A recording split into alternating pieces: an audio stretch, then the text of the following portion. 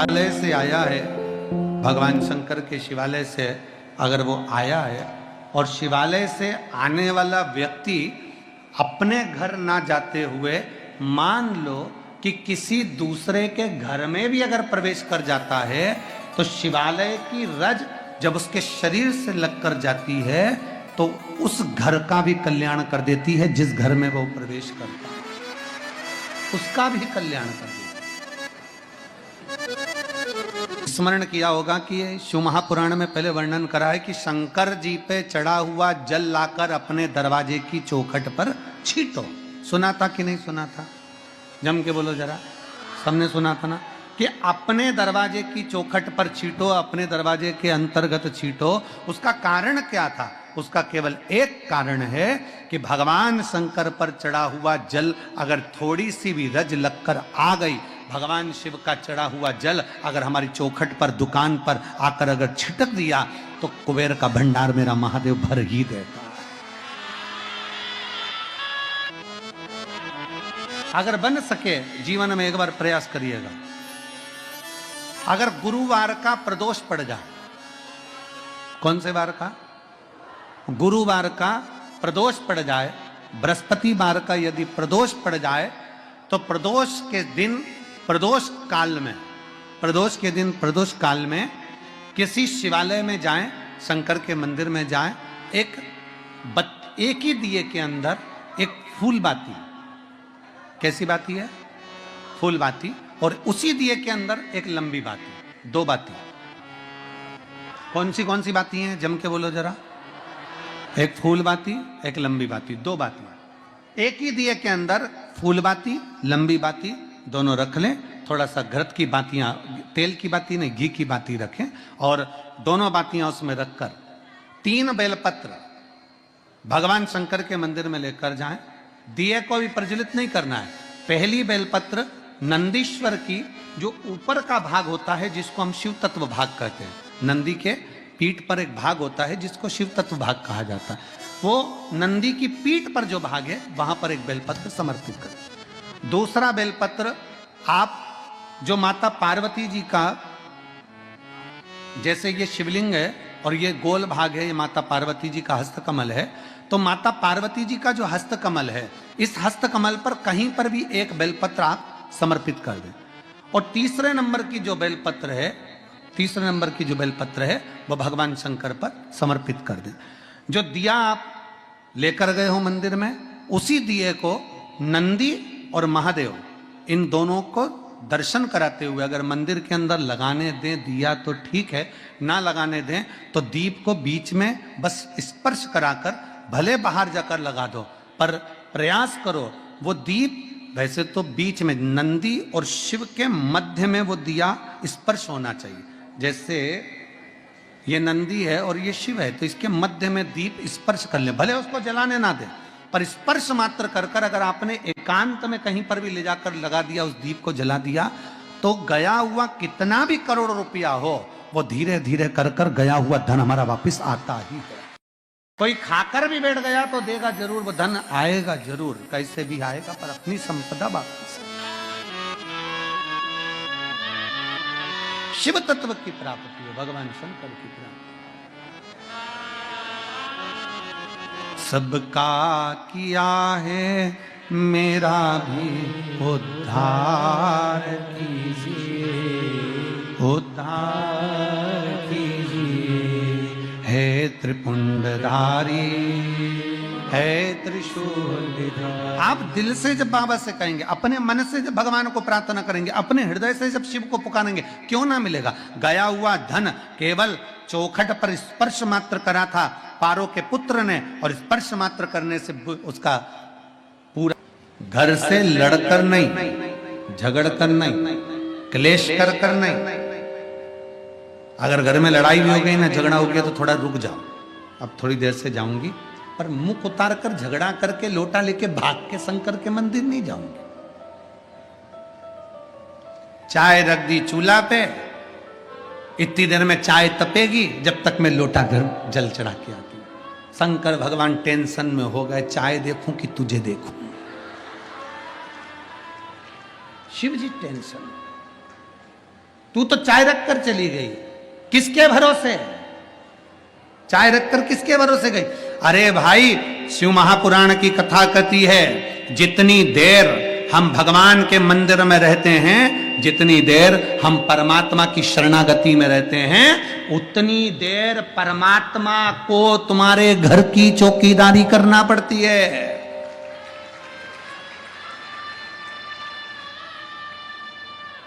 हम तो देव स्वयं कामदेव को भस्म कर कर पार्वती जी से मंगल विवाह करने के लिए आतुर हुए। विवाह की तैयारी हुई।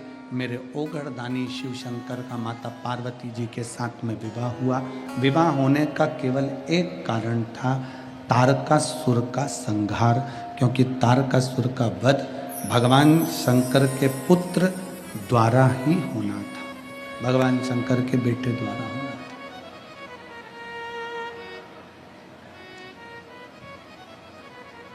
तारकासुर का संहार,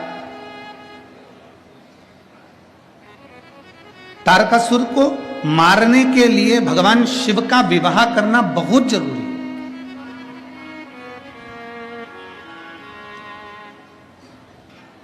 अगर विवाह नहीं हुआ, क्योंकि तारकासुर ने वर ही नहीं मांगा है, अगर मरूं तो शिव के पुत्र द्वारा मरूं।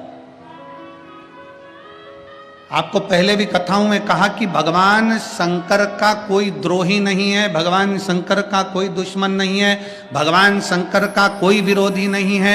शंकर भगवान के सब पक्ष वाले हैं, शिव का कोई विरोधी नहीं।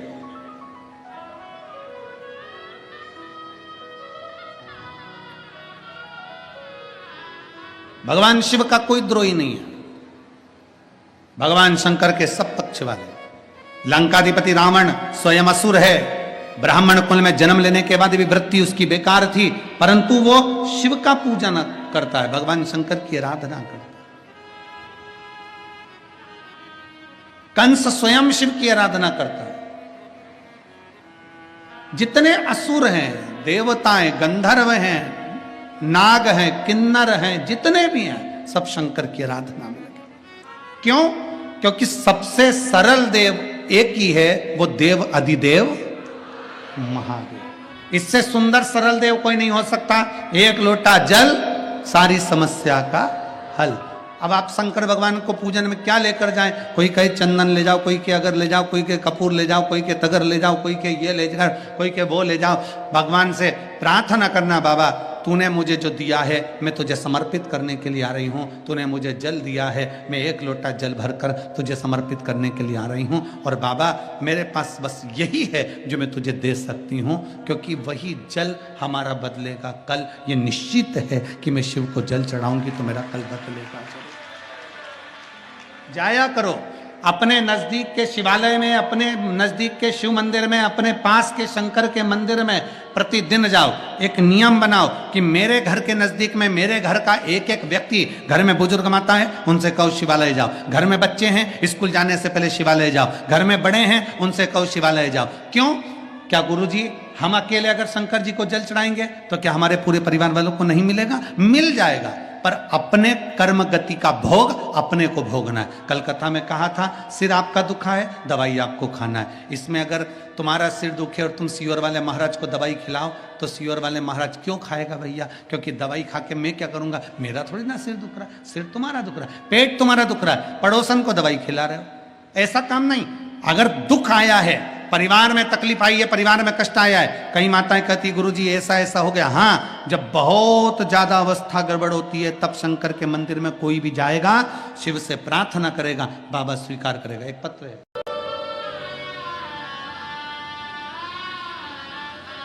रोटी के 4 हिस्से होते हैं। सबसे पहले नंबर की रोटी किसकी बनती है? जम के बोलो जरा, जम के, गाय। दूसरे नंबर की रोटी बनती है भगवान की, तीसरे नंबर की रोटी बनती है गुरु की, और आखिरी नंबर की रोटी बनती है, जम के बोलो, कुत्ता की, स्वान की। ठीक है? रोटी के 4 हिस्से हैं। पहले नंबर की रोटी आज के समय में गौ माता के मुख में नहीं जाती। क्यों? क्योंकि बड़े बड़े शहरों में गाय नहीं मिलती, बड़ी बड़ी सिटियों में गौ माता मिलती नहीं है, टाइम इतना है नहीं कि एक भी रोटी एक्स्ट्रा रखी जाए, उतनी बनाई जाए जितनी खाई जाए। तो सबसे पहली रोटी पति कहता है कि जल्दी से मुझे रोटी दे, मुझे ऑफिस जाना है। सबसे पहली रोटी बनती है और वो पति के मुख में जाती है। गाय की हिस्से की खा गया, इसलिए गाय जैसा हो गया बेचारा, गाय जैसा एकदम गौ माता। पत्नी ने कहा यहां बैठ जाओ, हाओ। पत्नी बोली ऐसा कर लो, हाओ। पत्नी बोली वैसा कर लो, हाओ। गाय जैसा हो गया, क्योंकि गाय के हिस्से की खा गया। दूसरे नंबर की है भगवान की और तीसरे नंबर की है गुरु की। बच्चे ने कहा मम्मी टिफिन दे, मेरे को स्कूल जाना है। माँ ने जो दूसरी तीसरी रोटी थी गुरु के हिस्से वाली, वो टिफिन में रख दी। इतना इतना सा बच्चा ने वो गुरु के हिस्से की रोटी खा ली, जितना तो घर का बुढ़ा नहीं बोले, औलाद इतनी बोले गुरु जैसा ज्ञान देती, क्योंकि गुरु के हिस्से की खा गए महाराज, गुरु के हिस्से। अब रोटी खाने के लिए सब माताएं बैठी और रोटी पड़ गई कम, तो इन्होंने सोचा आखिरी की बची है, आखिरी डबल से कौन बनाए। तो वो कुत्ता के हिस्से की पड़ी थी और वो कुत्ता के हिस्से की खा गई। तो दो एक साथ कहीं नहीं रह पाती, दे भोग दे भोग दे भोग दे भोग, इतना भिड़े इतना भिड़े इतना भिड़े कि एक दूसरे को सुआ ही नहीं, क्योंकि खा गई कुत्ता के हिस्से की, जो कुत्ता को डलना।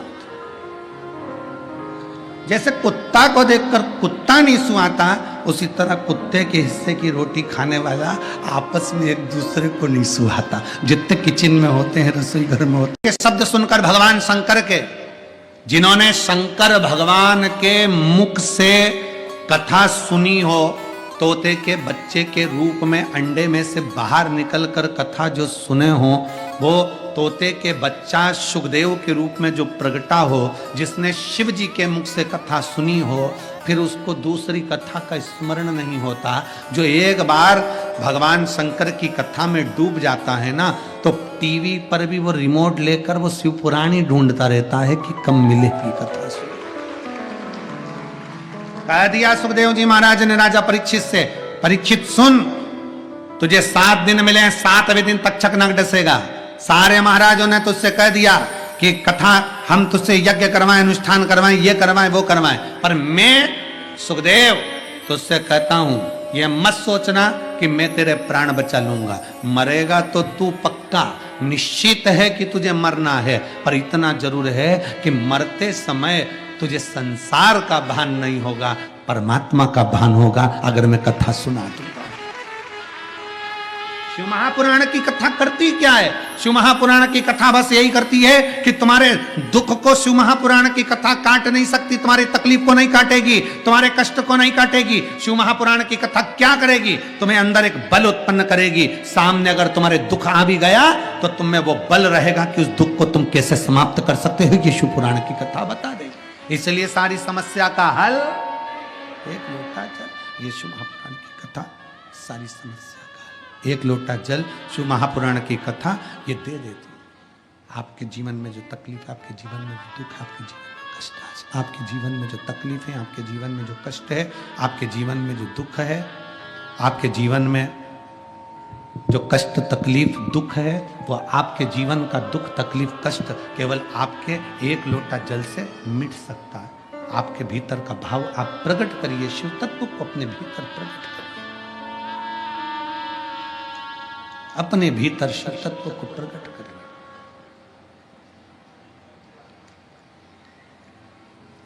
तुम इतने प्रसन्न क्यों जा रहे हो? तुम इतने प्रसन्न क्यों? मैं बेम दोस्तों, हमारे चैनल शिव की साधना में आप लोगों का स्वागत है। जैसे कि गुरुजी ने बताया गुरुवार प्रदोष का उपाय, ये उपाय करने से सारी मनोकामनाएं पूर्ण हो जाती हैं। ये उपाय आपको शिव मंदिर में जाके करना है। आप लोग को वीडियो अच्छा लगे तो लाइक कमेंट शेयर ज़रूर करिएगा। कमेंट में हर हर महादेव लिखना नहीं भूलिएगा। श्री शिवाय नमस्तुभ्यम। मिलते हैं नेक्स्ट वीडियो में नए उपाय के साथ। तब तक के लिए हर हर महादेव। श्री शिवाय नमस्तुभ्यम।